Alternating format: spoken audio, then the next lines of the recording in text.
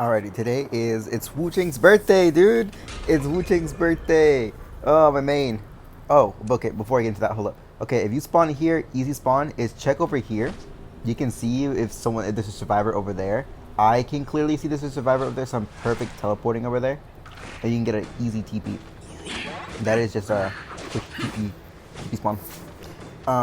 But no, I would review this gameplay, but no.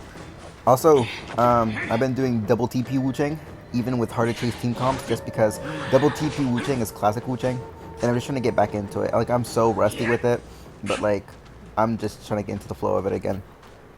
But no, so today's Wu Chang's birthday, and most of y'all know I do play Wu Chang. I love Wu Chang. Wu Chang is my main hunter. He's my comfort character.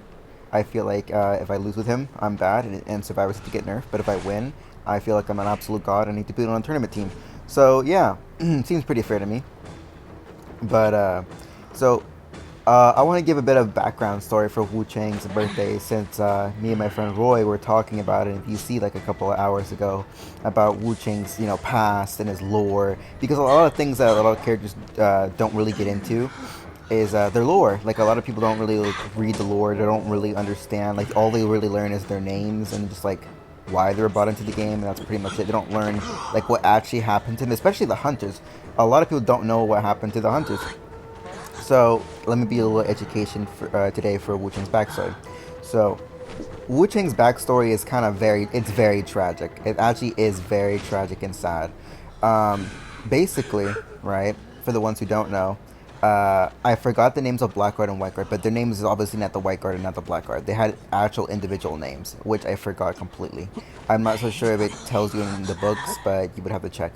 But what I do know is Wu Chang and Blackguard and Whiteguard were in the military together, right? They were in the military together, and they were just doing their missions. They know what they were getting into. It was a harsh. I don't know. I don't know if it was really war, if it was a war, but it was maybe some type of battle, if not war, because it mentions the fact that they know that either they could die, that they're going in with their determination, with their youth, and just risking everything, just to hopefully bring the tide of the battle and win.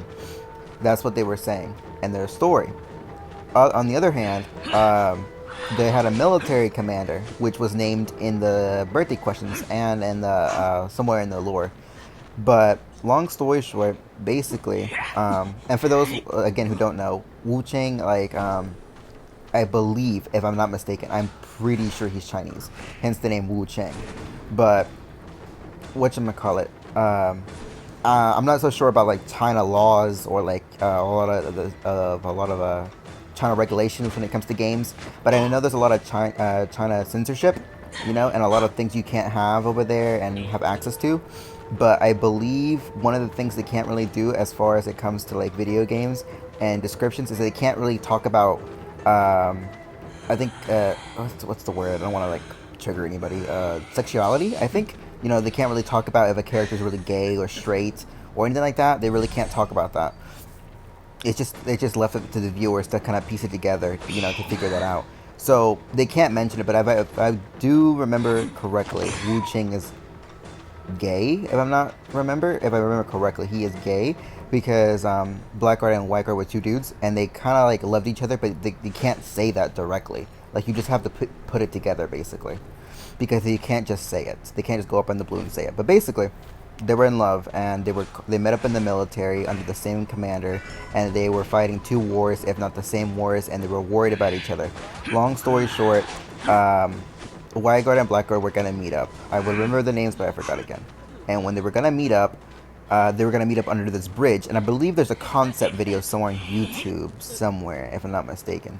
But there's a concept video of what explains the story, because I think they actually did show their story, but like, I don't know if it's hard to find. But Blackguard and Whiteguard were gonna meet up under a bridge. I don't remember the name of it, but it was some sort of bridge. Blackguard was supposed to be there before Whiteguard, and they were gonna meet up. What ended up happening is that Blackguard stayed there and waited, as he was told, until Whiteguard showed up. But Whiteguard was a little bit behind, and when he ended up getting there, he kind of found Blackguard dead. And the reason why Blackguard was dead is because it was a very, very terrible storm under the bridge, and it ended up getting flooded, and it was really bad, and he ended up drowning and dying. When Whiteguard found him, he couldn't live without him, so he ended up committing suicide.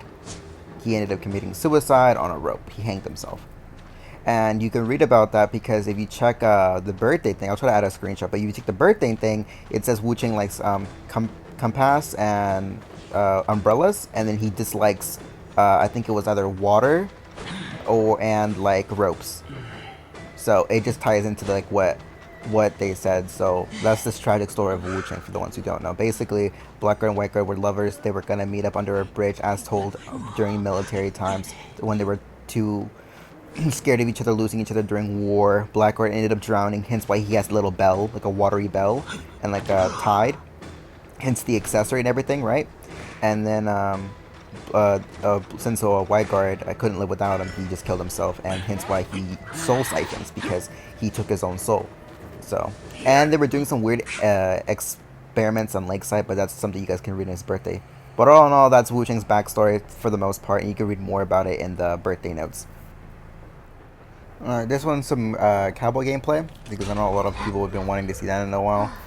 I've been trying out Cowboy Dead Hard, and it's not bad. I'm really starting to prefer it a lot more, because I'm gonna be honest. If you ask my honest opinion, I think Flywheel, aka Dead Hard, is it's way better than Broken Windows. If you had to ask me, I feel like any character could perform better with Flywheel than Broken. It's just it's like I know it's not as good as a free speed boost, but it's like a free speed boost to use at any given moment, the moment that you need it the most. So I would recommend using Flywheel. Not on Cowboy, just because I'm a troll. That's just because I'm a troll. If you have double rescuer like Forward and Merc, go ahead. But in this right here gameplay, look, I see the survivor get patrolled, so I'm gonna lasso and carry them and cut out the patroller. I guess some cowboys forget that's a thing, because keep in mind, some cowboys that would be very, very obvious, but a lot of people don't even know that because there are new people coming into the game and don't know these old season things about cowboy can do that. So this is the recap. Yes, you can lasso survivors who have patrols and carry it out, and it would work and it won't bite them off. Keep in mind, if you try to lasso them, like aim assist or whatever, basically lock on with while they have the dog on them as it's biting, sometimes there is a weird bug where it can basically drop the survivor immediately as soon as the dog bites, and that's just a bug. But if you can just time it before it does that, then you should be fine. So there's that. So I think what I'll be doing for the next couple of videos is I want to make a couple of guides, some simple guides on some simple things.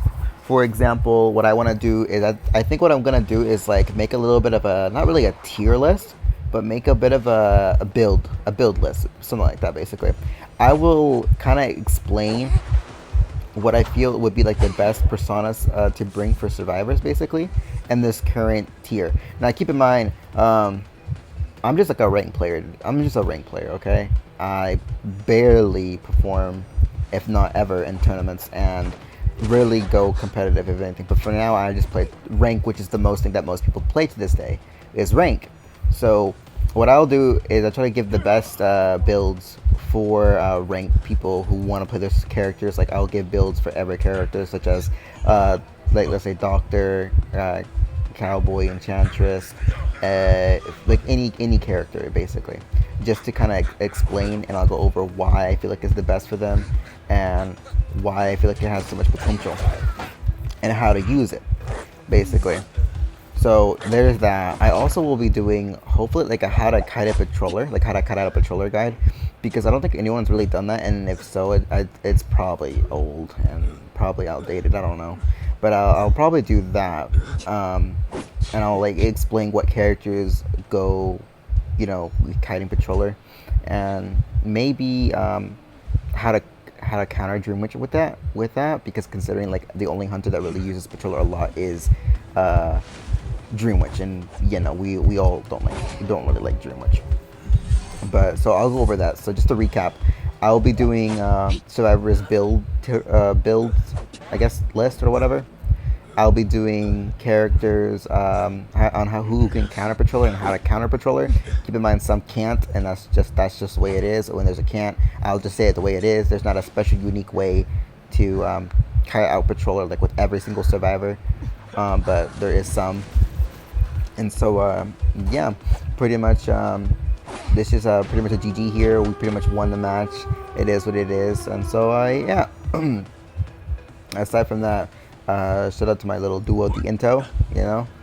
And I think what we'll do from now on is try to upload more different characters. I want to do that. I have some Merc, I have some Seer, and I have a bit of more Postman. I know those are a lot of characters that a lot of people are interested in, but who knows? Like a lot of people are down to learn new characters. I don't want a lot of people coming to me just to learn just cowboy, and of course if they did, I'd be willing to, don't get me wrong, but it's just that there are so many other characters that I feel like that are fun, and I feel like that should be prioritized over like rank.